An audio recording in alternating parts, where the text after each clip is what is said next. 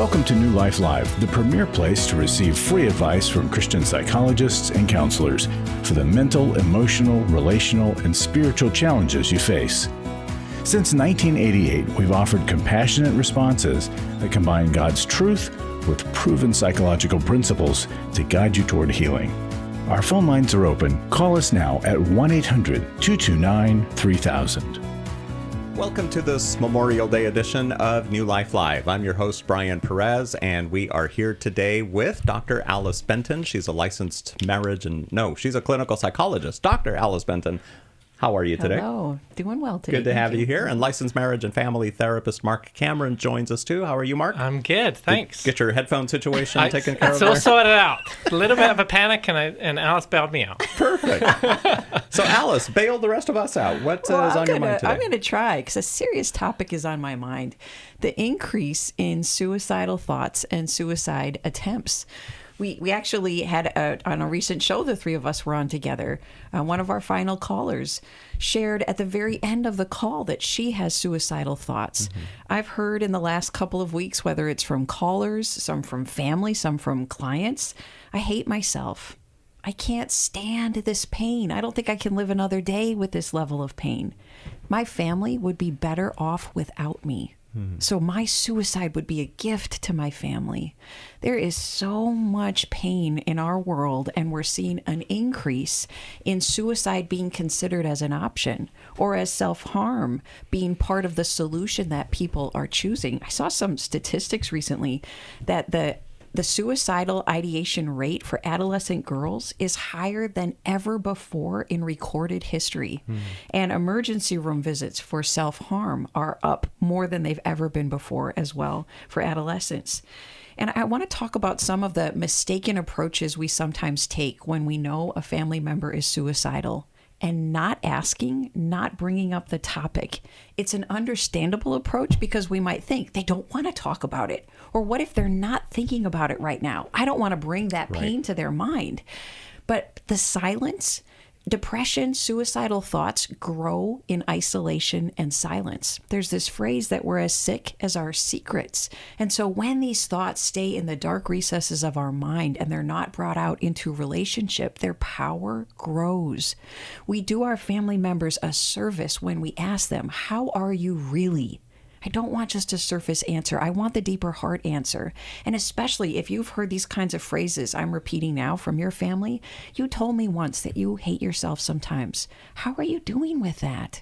You told me that you have thoughts of wanting to die. How are you doing with that? Would you update me? That actually increases the safety level rather than pushing people closer to the edge of self-harm or suicide. People are the answer to this problem. Safe people are the answer to this problem. We've seen that overall, suicide rates have increased in some of the age populations over 100% in the last 20 years. And two of the reasons that I'll briefly name here. Daily time with friends has plummeted for all age groups, but especially for children. Daily time with friends outside of school used to be a couple hours per day. It's gone down to around 30 minutes per day.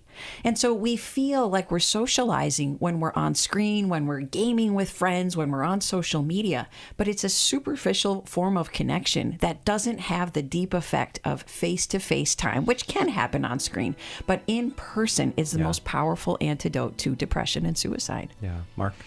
Yeah, and what you're saying here, Alice, just by asking someone about how they're doing with suicidal thoughts, lets them know that they're not alone. Because people often go to that place because they feel like there's no way out, nobody is available or cares.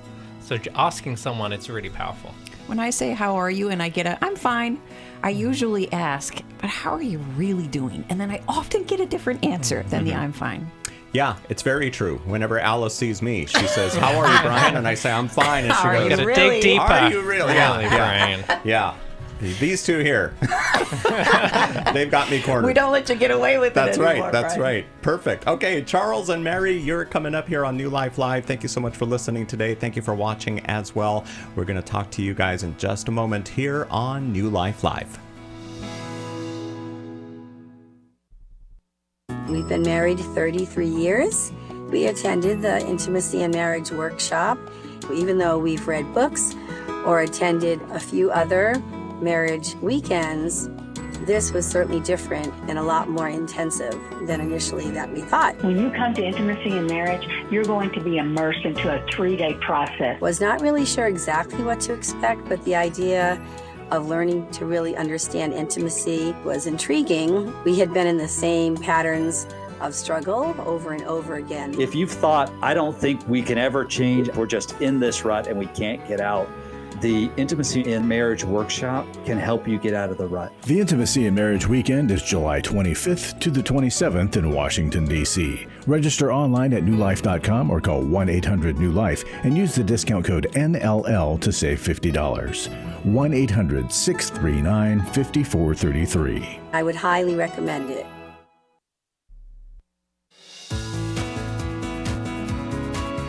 To find out more information about New Life or to order any of the resources mentioned on today's program, call 1-800-NEW-LIFE. Now back to New Life Live. And let's go right to the phones. Here is Charles, who's listening to us in Gaffney, South Carolina. I should say he's watching us in Gaffney, South Carolina on YouTube. Hi there, Charles. Thanks for calling in today. Hello. Thank you for taking my call. Of course. I have a couple questions relating to my wife being molested when she was a kid. So it happened to her. Her health is terrible. All the typical things that happen to little girls that get molested has happened to her. There's no intimacy between us. We've been married 35 years. Hasn't been for years. She sleeps a lot. It's really devastated her life. So way back many years ago when we could afford to go to counseling and she would agree to go, we went to a counselor a little bit. One of the things the counselor told me is she didn't go through this abuse by herself. And I can't remember his exact words. God was there watching. He felt her pain. He saw this happen to her. He knows what happened. So my first question is what does that mean? What does that mean to me or to her? I mean, she won't talk about it anymore. But it's just been a lifetime, years of suffering for her and me, and it's affected our kids. So what do I do with that bit of information that God was watching her going through this tragedy?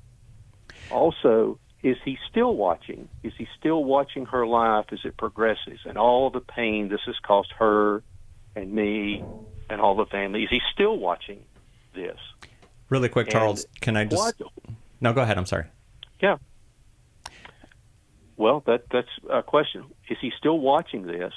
And what does that mean? What is so different about her and me and us that he could not intervene and will not intervene in her situation? Yeah, and that's what my question was going to be. Are you asking in the sense of when people say, oh, God was there with her watching, et cetera, it's like, well, why couldn't God have intervened and stopped it from happening? Is that the kind of question you're asking?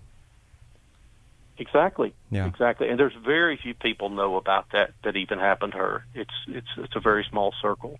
Yeah. And I don't know much about it myself, but I know it has wrecked so much of her life.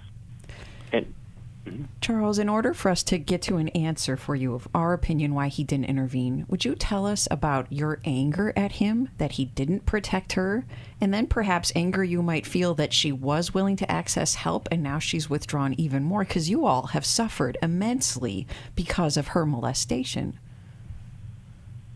Years ago, I was very angry at God. For a while, it seemed I didn't think so much about it, but really, it's kind of came back. I just don't understand the fact that it happened, and then the fact that I have done my absolute best. I've cried and prayed and begged to make things better for 35 years, and he seems to just not have the least bit of interest in helping us. Not even one tiny bit. So the evidence seems to say he is still not intervening, as he didn't save her from the abuse at that time. And Charles, tell us, because she was willing to receive counseling for a while, do you know what changed or what additional difficulty did you all go through that might have made her withdraw yet again? Nothing really. It was very expensive. It was very painful for her to go through it. She didn't like doing it, and she didn't go very many visits. It was just painful. She really hated going. And do you no longer attend any structured help either? No. Mm-hmm. Okay. Charles, what would it look like for God to intervene? What would be your expectation? If God did intervene, he did help, he did heal, what would that look like for you? He would have saved her from these people that were abusing her. Okay, so he would have saved her back then. And what about now? Because that's happened. And you said that you're asking for he's been ignoring, or you felt ignored by God this whole time. What would it be if God showed up tomorrow or today? What would healing look like? What would the intervention be? Maybe he could speak to her, speak to me. I can't really talk to her about it. It's just, it's too painful for her. He could help her think about it, or she reads a lot, send her a book, a person. Yeah. An angel. You hear these stories all the time. And what is it about us that he just doesn't seem to care? I hate to say that, but it's the way it feels on my end. Yeah. Well, it makes sense. These are really difficult things to struggle with. You know, the question of evil in this world and the pain and suffering that people go through, and you know, where was God during that? And then I think in an effort to offer some kind of comfort, you had a counselor way back when who said, hey, she wasn't there alone, God was watching. But I think instead of offering more comfort, in a way that makes it worse. That's what I was just about to say. Instead of offering more comfort, it made it worse, because like, well, if God was there, why didn't he do something? Because that's what good fathers do. So I can see why that is so confusing here. Unfortunately, we live in a broken world, and healing often comes more in layers than in lightning bolts, if that makes sense. I know what you're saying here. If God could just show up and intervene, or an angel could come down and speak to us, or you know, someone could just say something, and then that all of a sudden breaks through. Oftentimes healing comes in layers, and I feel really bad and a lot of empathy for your wife, because she's gone through something horrific, something very painful, and she doesn't know how to talk about it. She doesn't know how to process it. But that the most likely way that will happen is through therapy, is through going to someone, is through talking through it with them. And here's what I recommend for you, Charles. If she won't go and get therapy, I recommend for you to try and go get therapy, for you to talk about your experience, because you're on the other end of this, and you're also suffering from these long-standing effects, because you know, it's affected how she is, so that's affecting your whole relationship. It's affected obviously the sexual intimacy part of your relationship, and so there's a lot of grief there. There's a lot of anger that you have, which makes sense, which needs to be processed. But healing is a choice. Sometimes, you know, I love this phrase. I heard someone say this, that growth is a slow miracle. Sometimes our miracle comes through growth, but it happens in that layer rather than that lightning bolt. And so you've got a lot of pain and you've got a lot of grief. And I think getting to the right person to be able to talk through this, I think you'll find that little by little, you'll be able to find healing. Charles, I don't have an adequate answer to your question. Why didn't God intervene, and why isn't he intervening in an obvious way? I often pray with my clients, and I voice my frustration at God. Why are you so slow? Why did you let them suffer so much? Why aren't you answering this particular prayer that they're praying right now? And so I get angry with my clients and on their behalf, because I don't understand why my good God has not helped them. Why does he protect some people from abuse and not others? I don't have a good answer to that. But I know that part of the solution to the suffering is for us to keep seeking God through other people. When God's not answering us, sometimes it's because we have cut off some of his sources, because we're so upset that counseling didn't work. We're upset that other people hurt us, or people hurt our wife, or people hurt our spouse, that we then cut ourselves off from them. but God's answers usually come from other people.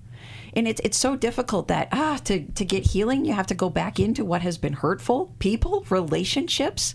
But unfortunately, that is one of the best answers we've been able to discover.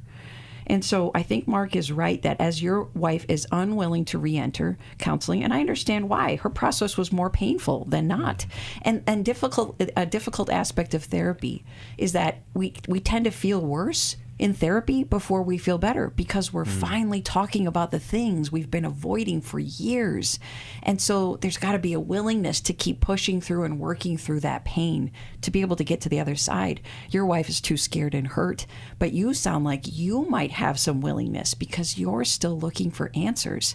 So I would imagine mine and Marc's answers are agitating to you. And I want to know, how do you feel with what we're telling you? Well, I appreciate you talking to me and giving me the answers. But I really don't see a solution. And I want you to name a feeling. What are you feeling, which might be hopeless? Hearing what we've said, what do you feel? Angry and lonely. Yeah. Yeah. And will you come out of that loneliness to keep trying to get the answers for yourself and your wife? I think my anger's forcing me to keep trying. So you know what's strange? You said your anger diminished years ago, but now it's back. God often uses increasing discomfort within us to motivate us to get the help we've given up on. And so, Charles, I hate my anxiety, but my anxiety that God has never lifted, despite all the good things I've done, it's diminished, but he's never taken it away from me. But it's my very discomfort and my anxiety that keeps me going to people to get help that I don't want to do, because why didn't he just fix it for me? Your anger might be part of his answer because it's motivating you to do something you don't want to do. Yeah, right before Alice just said that, I wrote down pain is a good motivator. So I'm glad that you're feeling like you want to do something about this. You don't want to stay stuck anymore. Like you're tired of this. You're angry. And so I think the best that we can say to you, Charles, though, is to try and direct you to someone so that you can do what you're doing here right now, but in a longer session with someone who can build a relationship with you, someone who can hear your story, someone who can help make sense of it.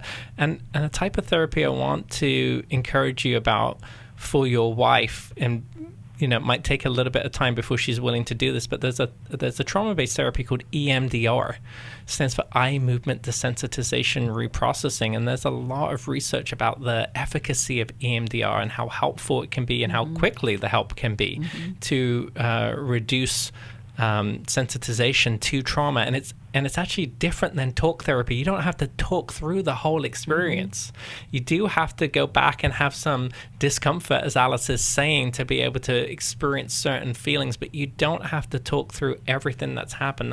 That's the wonderful thing about this therapy, and it's very, very effective. So there's hope out there for you, but I want you to start in therapy. Because, Charles, a counselor could also talk you through different strategies to try to draw your wife out. Not about the abuse she suffered, but to draw her out in general. To have had lack of intimacy for so long in your marriage. You're lonely, she's lonely, and you all have tried the solutions you knew, and nothing worked enough. Allow us to help bring in new, different solutions and creative ways to try to break through this stuck place.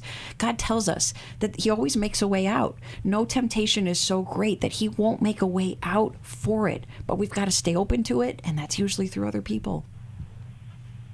What do you think, Charles? Okay. I can try. Charles. So thank you. Stay on the phone. We want to send you a resource from the newlife.com store. What do you think we should send to Charles? How about healing as a choice? Healing as a choice. Okay, we'll send that to you, Charles. Can I just ask a quick question before we go to Mary? And I see Monique there, too, on the phone. Can I comment before your question? Yeah. I just want everybody to notice what happened. Charles called in with anger and uncertainty and a block to therapy, but he let a conversation influence him and bring him to a place of willingness. That's how God works. But unless we open up for conversation, we cut off that source, that answer that God's trying to give us. So I'm just so proud of Charles. Thank you for letting us do that with you. For sure. What's your question? Do you guys get cringy, for lack of a better word, when you hear that another counselor or therapist just gave a trite answer, a trite Christian answer to somebody's hurting. Well, I don't know if that's what that counselor was trying to do. Right. I don't know if he was trying to just give a phrase just to cover up the pain. I think it sounds like he was trying to offer some kind of comfort, but it just didn't land in the way. And maybe that was because there was no time for explanation, or they didn't stick around long enough in therapy. I think we have to give other counselors the benefit of the doubt, because if you took sound bites from my therapy, you might think too, what were you doing, Alice? That was crazy. That wasn't helpful at all. Because we therapists have to try to get creative to help break through the stuck places. And so sometimes we even try saying the opposite in order to get movement. And there's a term for that. So don't use sound bites to make a judgment of a clinician. It's by spending time and experiencing their work that we come to know if they're quality. Very good. More of your phone calls coming right up here on New Life Live. Early on, looking at pornography that went into affairs, massage parlors, strip clubs with buddies. Before you know it, you're ashamed of that. Every day, men struggle with sexual integrity, impure thoughts, strip clubs, affairs, pornography. My wife got a phone call, and she asked me who this person was, and man, how do I get myself out of this one? For over 20 years, New Life Ministries has been helping men regain their integrity and purity through their one-of-a-kind Every Man's Battle Intensive. When she said to me, I want you to look at this website named Every Man's Battle, she had me look, and I said, no, this is exactly where I need to be. This is exactly the problems I have, and I'm gonna go. You don't have to struggle any longer. Get help in Denver, Colorado, June 6th through the 8th. Call 1-800-NEW-LIFE to register or to find out more. 1-800-639-5433 or online at newlife.com.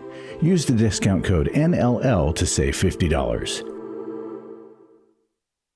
For over 35 years, New Life has been the most trusted name in Christian counseling. Your ministry has saved my life. If you struggle with emotional hurt, family or marriage problems, the pit of depression, or the pain of addiction, we can help. I'm down 100 pounds now from what I was. I found a counselor through New Life Ministries, and it's just been outstanding. Our treatment programs provide clinically appropriate solutions from licensed professionals, all in a biblical framework. I have had problems with alcohol. I think God has ordained this place to be His. You don't have to be a prisoner of your pain. Help is available at 1-800-NEW-LIFE. She tells me that I'm a new man, and I feel like a new man. It worked for me, and it can work for them too. This time it is different. If you're ready to take the first steps toward genuine spiritual and emotional healing, call us today at 1-800-NEW-LIFE. God can open the door for a better tomorrow. To get someone that's competent, that's good at what they do, it's been like day and night compared to what I've had before. Call 1-800-639-5433.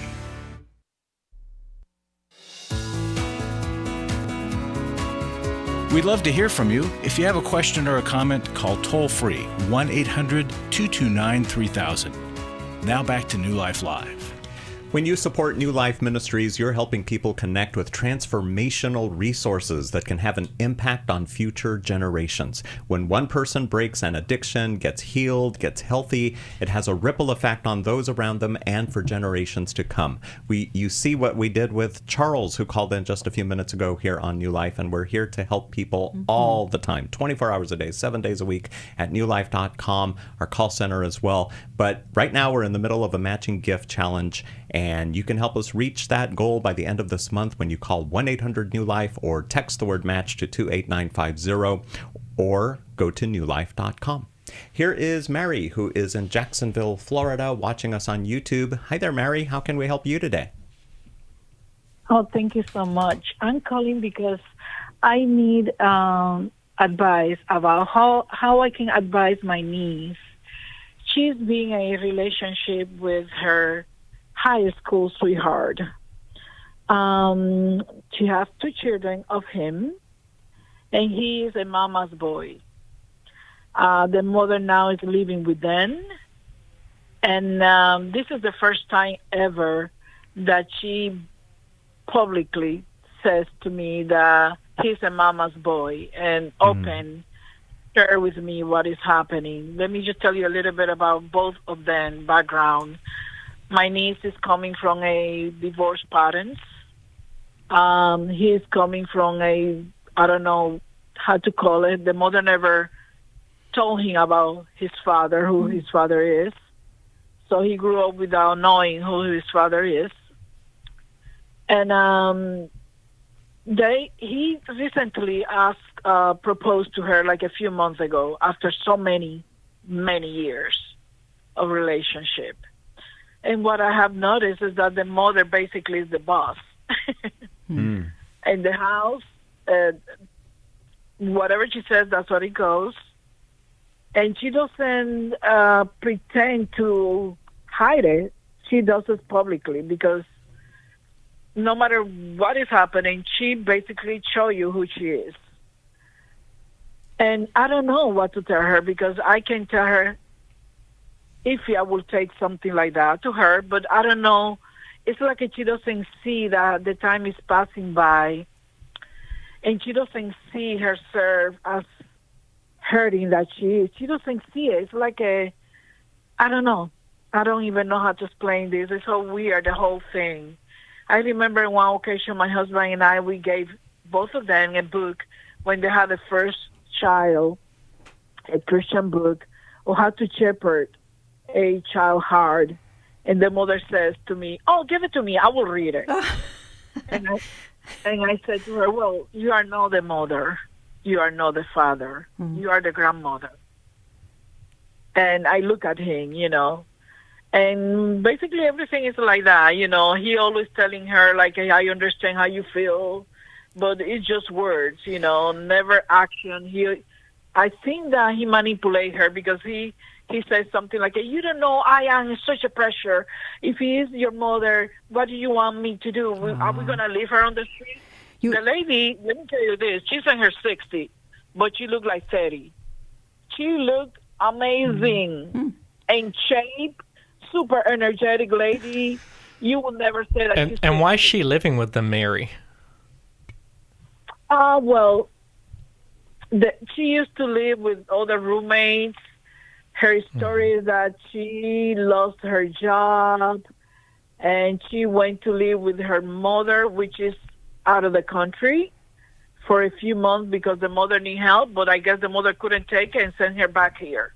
And so does she depend on her son financially? Right now she is, because she's going to be almost 3 years living with them. And now it's when she finally trying to find a job. And Mary, when your niece told you he's a mama's boy, did she seem to be asking for help, comfort, support from you in revealing that? I think that she's frustrated. I think that she's disappointed. I think that she's very frustrated, and I just shared with her, like, what I will do if it's my situation. But then her answer was like, I'm not that old, I still have a future. It's like she doesn't see the gravity of the situation. I have sadness in my heart because I feel like she doesn't see that one day she always going to be second, because I start researching about mama's boys. And really sad Mary, I found. As you obviously love your niece so much, and you see some writing on the wall that she might not understand the severity of what she'll experience down the road, and is already experiencing some of.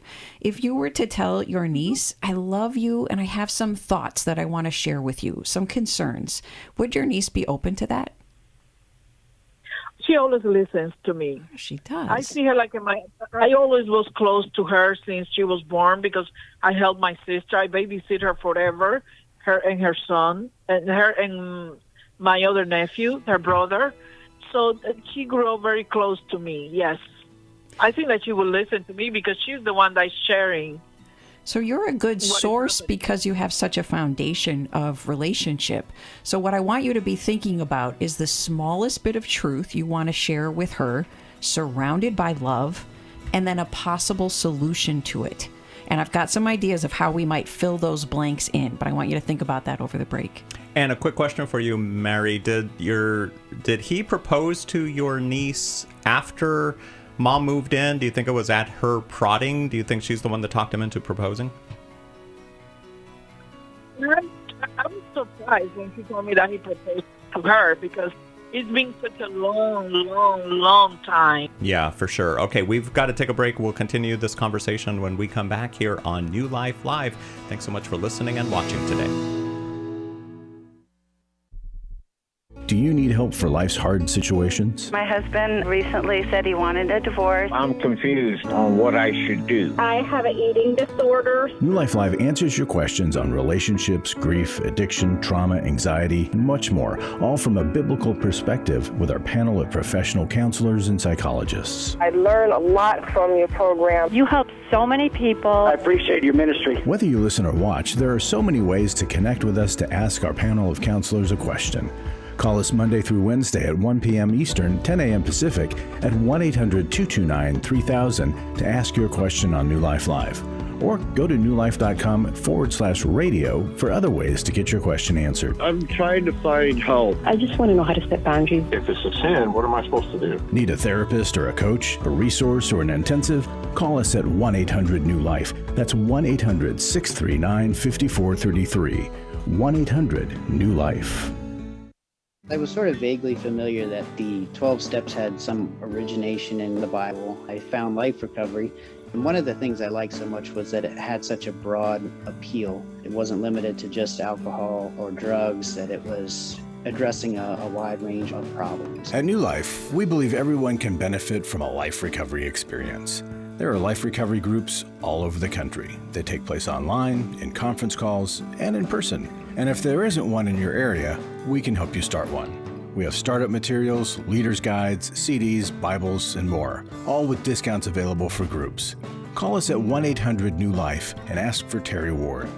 The 12 Steps have long been a great help to people in recovery because much of the 12 Steps' power comes from the fact that they capture principles clearly revealed in the Bible. The 12 steps is really a pattern for all of us as Christians. Call 1-800-NEW-LIFE. That's 1-800-639-5433.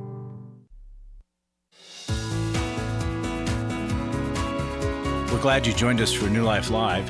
To be a part of the program, call 1-800-229-3000. Now back to New Life Live. Hey, Mary, you still with us? Yes.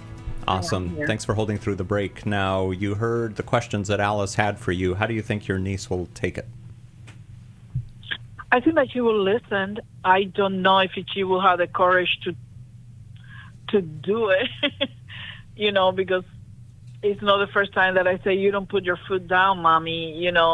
Basically, he has it very easy with her, So the mother do whatever he wants, and he does whatever he wants, and she's not that important part like the mother of his children, It is so hard to be assertive, especially if your niece might be more of a pleaser, perhaps an avoider. Maybe she kind of goes along to get along. She is. She's a big time pleaser because she does the same thing with her father. She pleases him to death. And so even to have when she's not happy. To have such a strong mother-in-law personality right there in the home, it's too much for her to go up against. But you have a good position of influence with her, and she trusts you. So, Mary, I suggest you might tell her something along these lines. Niece, I love you. And I know in-law relationships can be difficult. I experienced difficulty with my in-laws, and share a story. And then let her know that I think a good bond and good communication with your husband is one of the biggest parts of helping you all through all the different difficulties you'll face. So consider, Mary, whether or not you'd help her get started in premarital counseling if they're not yet married. And if they already are, marital counseling. Because healing the relationship between the two of them and helping her to grow out of that pleaser avoider tendency that she has gives her the best bet long term with her mother-in-law. And so maybe you'd consider funding a couple of sessions for her. Yeah, well, he doesn't want counseling. I suggest that before, and I even told her, if he doesn't want to go, you go. Mm-hmm. Yeah. You go, because that will help you to understand where you are. He doesn't want to go to counseling. I'm sure that he knows why he doesn't want to go. Is he more of a pleaser or an avoider type? Is that why he doesn't want to go to counseling? Him? Yes.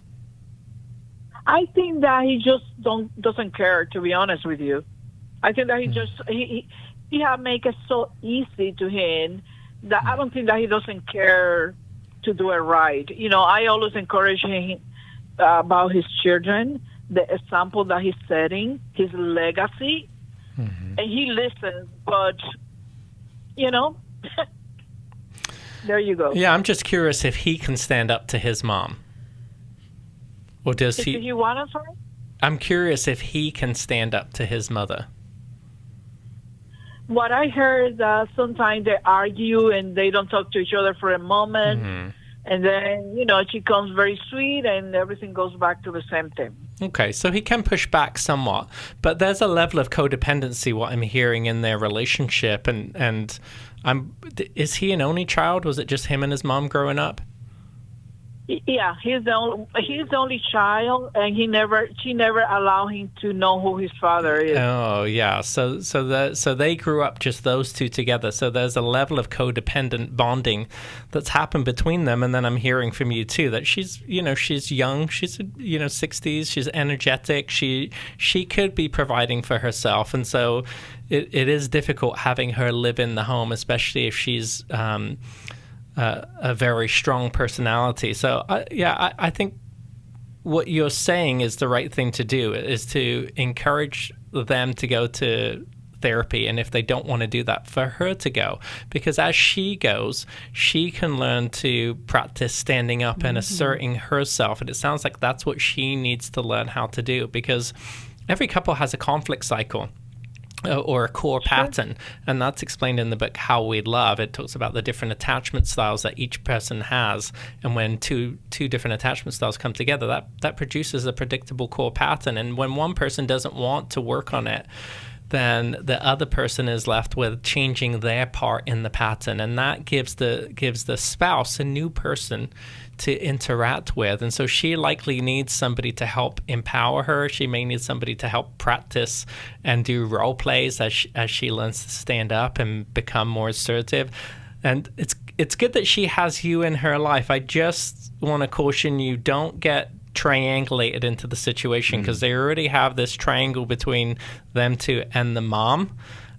So be somebody who supports her, but somebody who also stays on the sidelines too, doesn't get overly involved in the situation. So don't turn it into a square. Exactly. Or an upside down flipped triangle where there's triangulation going both ways. And Mary, one way to protect yourself from that is when she complains to you about how hard things are and he's a mama's boy, it is all right to be a listening ear. And then I'd have you ask her, what do you need from me about this? And then whatever she says, there's no guarantee you'll do what she says, but be cautious about what you agree to do. It probably is best to stay as a prayer support, as a listening ear, but being cautious not to go too much into gossip.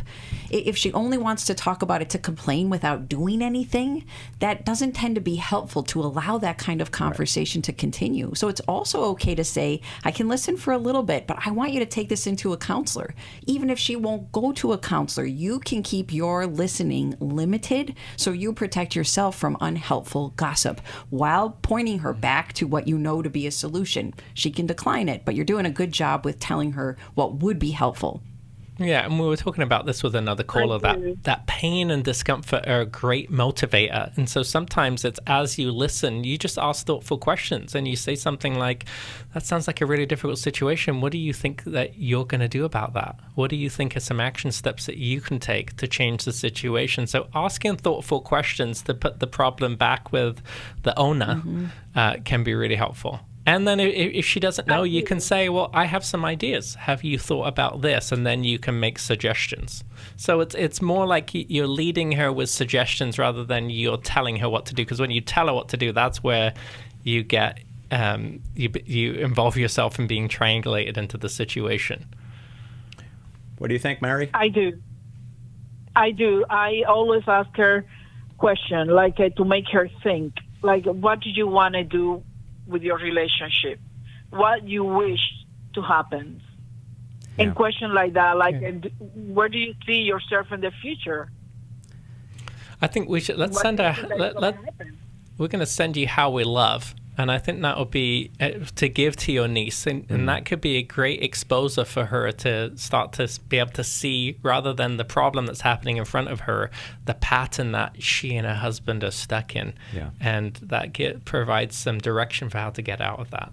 Even though we're going to send How We Love, I want you to put boundaries on your niece's radar as well. I'm a people pleaser and an avoider in recovery myself, and learning how to be assertive and speak up to others' stronger personalities than mine has been such a work in progress over years. Our Henry Cloud, John Townsend book, Boundaries, was immensely helpful to me in learning how to do that.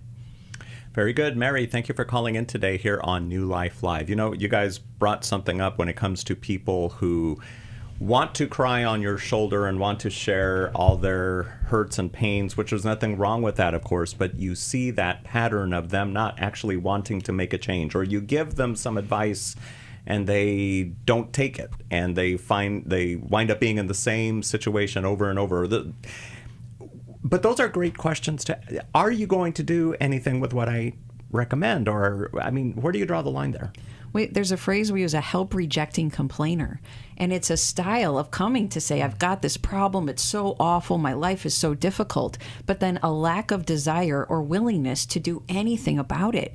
And we have to be careful how much we listen to that and buy into it and sit with it, because it can become toxic for the listener and very draining for the listener. So as a listener, if you find yourself becoming resentful of the stories you're hearing, angry that they keep coming, but they're not willing to do anything about it, that's a sign that you might need to protect yourself from that style of repetitive conversation. Well, and sometimes this happens to us in therapy too. Somebody comes and they've got a problem, or we're helping guide them and direct them, and they come back and they've not taken any of the steps. And so I start with, one, finding out the resistance, what's holding you back from doing this. And then two, in the end, and this is what somebody can do if you're not a therapist, you can ask someone what if they keep coming back to you, like you're saying, Alice, it's a help rejecting complainer, is to say to them, what would you like me to do for you? How would you want me to help you? Because I'm hearing you tell me about these things and you're stuck, and I'm giving you some ideas, but it seems like you don't want to do them. What do you want from me? Yeah. It's easy to judge a person that has that approach. Usually there's fear at the base of it. Fear, hurt, they've tried before and it didn't work. So there's an understandable reason to it, and getting to that reason can really help move it along. That's an interesting thought, too, because if somebody goes to you guys and has their question, and then you meet with them a week or two later and they still haven't done it, it's like going to a medical doctor saying, hey, doctor, I'm having problems breathing. And the doctor gives you some kind of prescription, and 2 weeks later you go see the doctor and, it's not working. And you find out that they haven't even taken the prescription yet. You got to start somewhere, right? And change is so scary. Most of us are resistant to it. Yeah. Okay, we'll be back here on New Life Live. We've got a question that was sent in online that we'll get to. How was that question sent in to us? At newlife.com/radio. You can do the same thing. I was stuck.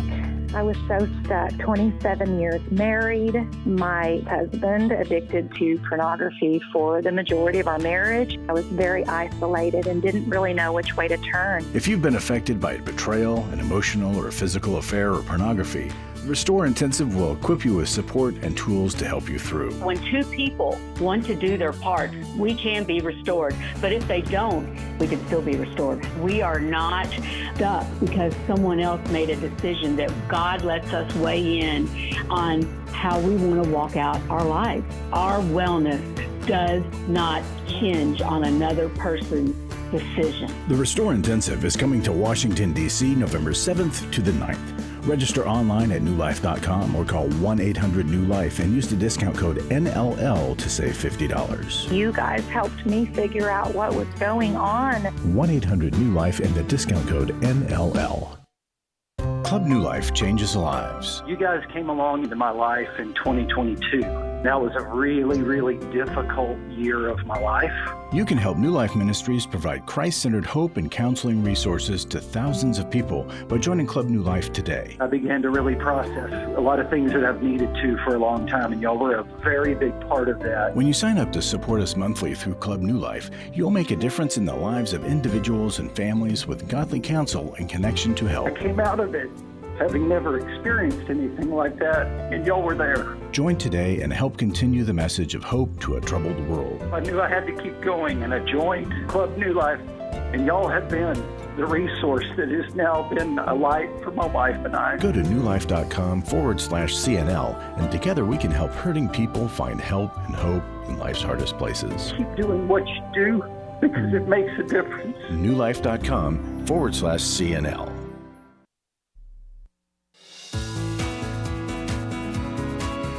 To find out more information about New Life or to order any of the resources mentioned on today's program, call 1-800-NEW-LIFE.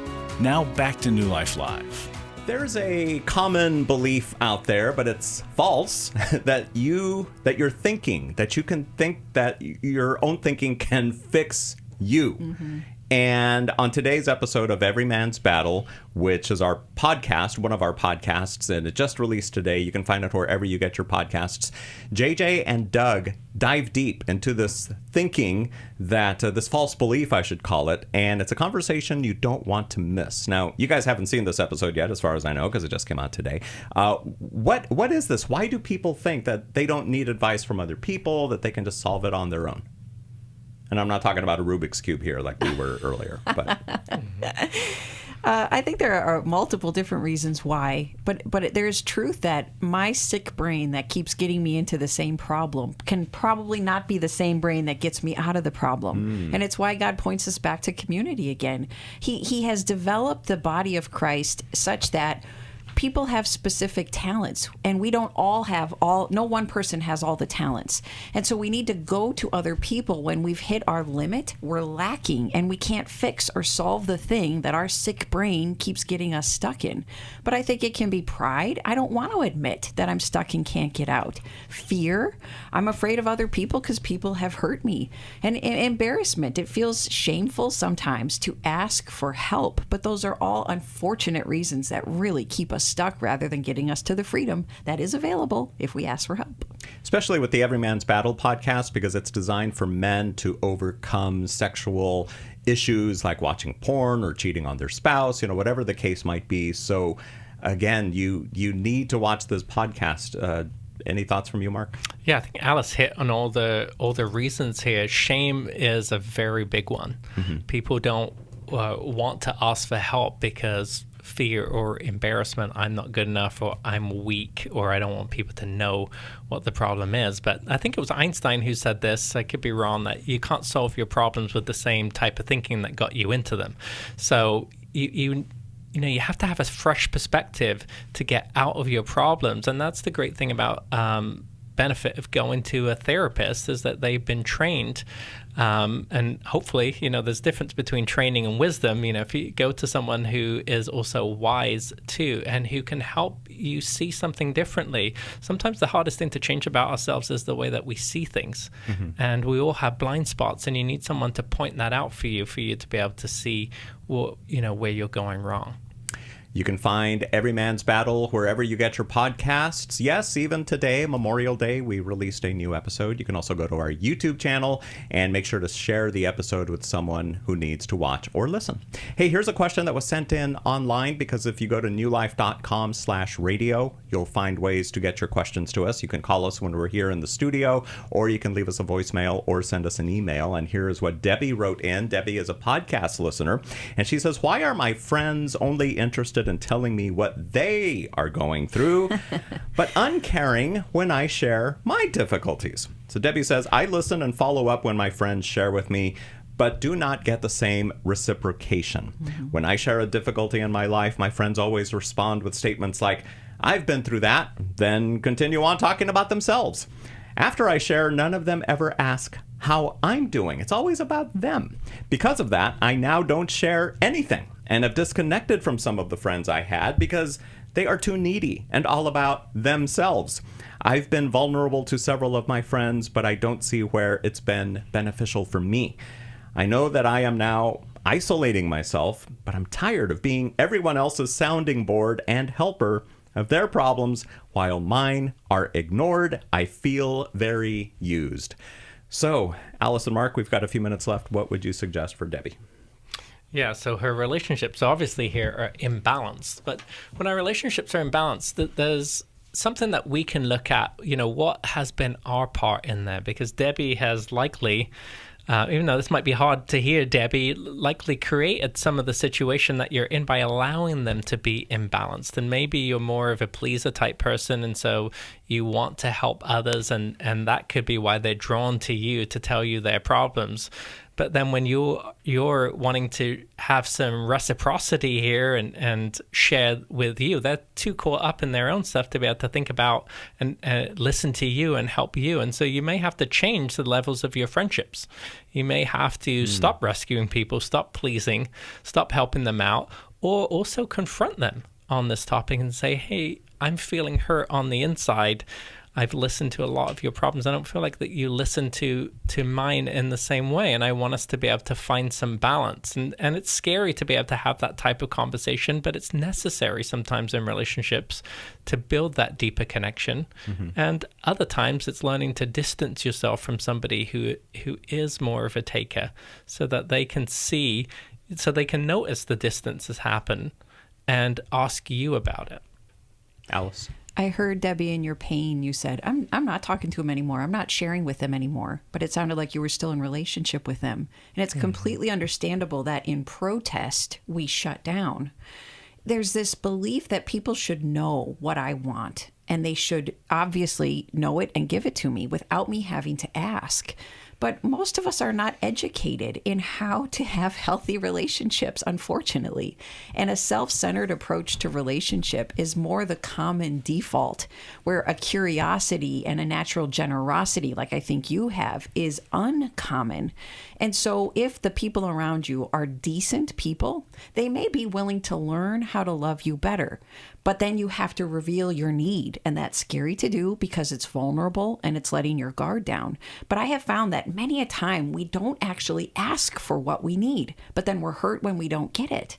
So to ask a friend, hey, would you listen to me today? I've just got some things on my mind. Would you give me a few minutes and be my listener? You might be surprised at their willingness to respond when you make your need clearly known like that. But that's an assertive way to do it, and most of us have not learned how. I would also say that natural givers like you, Debbie, they seem to be surrounded by takers. Takers find givers, and takers flock to givers because it's easy to be in relationship with you. You're such a good listener. And so your people picker might need fine tuning. It may be that the people around you, they are takers, they want to stay that way, they don't want to learn how to be generous. And if that's the case, then you'll have to risk finding others who want to be givers.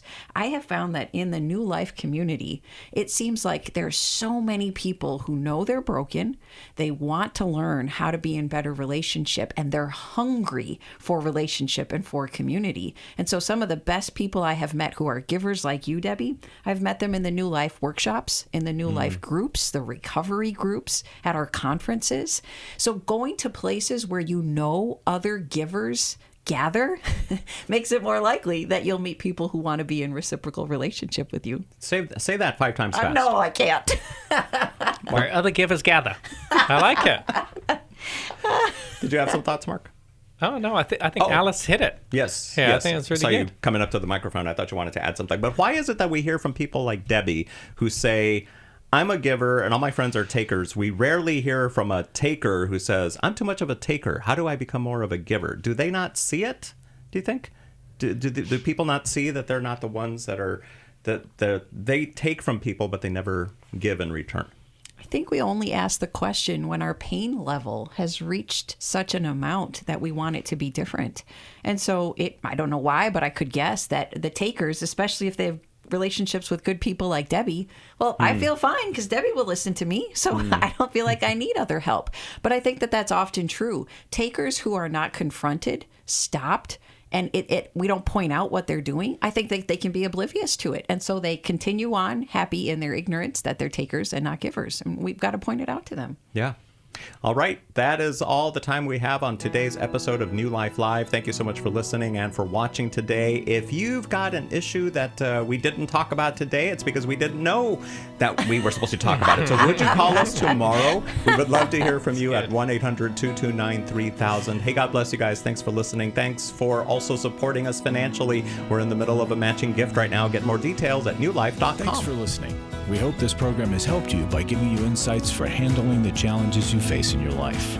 We want you to know that we're here for you, but you also need to know that New Life Live is a listener-supported ministry. To make your donation or to get any of the resources mentioned on today's program, call 1-800-NEW-LIFE. That's 1-800-639-5433 or online at newlife.com. Please join us again tomorrow for New Life Live.